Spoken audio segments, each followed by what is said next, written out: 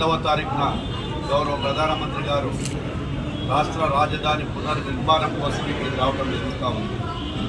ఇక్కడ ప్రజల మనోభావాలు, ఇక్కడ ప్రజలు చేసేటువంటి త్యాగాలు, ఏవైతే రైతులు 30,000 ఎకరాలు ఇచ్చారో ఆ రైతుల శ్రమ కానీ వాళ్ళు వృధా కాకుండా, వాళ్ళ త్యాగాలు వృధా కాకూడదు అనేటువంటి విషయంతోనే ప్రజలందరూ కూడా నాడు రాక్షస పాలన సాగించినటువంటి జగన్మోహన్ రెడ్డికి స్వస్తి చెప్పేసి మళ్ళీ ఈ యొక్క కూటమి ప్రభుత్వం అయితేనే ఈ రాష్ట్రం బాగుపడుతుంది, రాష్ట్రం లేని రాజధాని ఉంది, ఇక్కడ రాజధాని లేని నగరం ఎక్కడ లేనట్టుగా ఈ భారతదేశంలోనే ఎక్కడ కూడా లేకుండా ఉంది.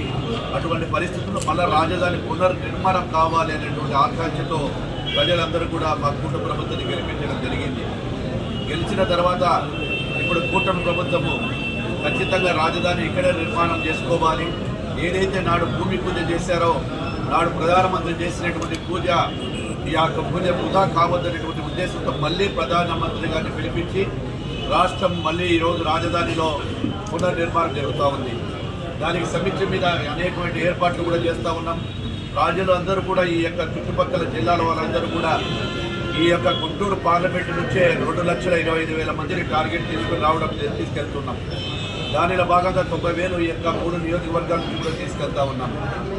ఆ వచ్చే ప్రజలకు అన్ని రకాలైనటువంటి సదుపాయాలు కల్పిస్తూ అక్కడ భోజనాలు కానీ, ఎండలో తీవ్రత ఉండదు, మంచినీళ్ళు కానీ, ఇంకా బటర్ మిల్క్ కానీ ఇవన్నీ కూడా అరేంజ్మెంట్ కూడా జరుగుతూ ఉంది. అధికారులకు కూడా ఆదేశాలు ఇవ్వడం జరిగింది. అధికారులతో పాటు మా రాజకీయ పార్టీలకు కూటమి ప్రభుత్వంలో ఉండేటువంటి 3 పార్టీల నాయకులు ఏ వార్డు నుంచి ఎంతమందిని తీసుకెళ్ళాలి, దానికి ఒక్కొక్క వార్డుకు ఒక్కొక్క ఇన్ఛార్జి కూడా పెట్టడం జరిగింది.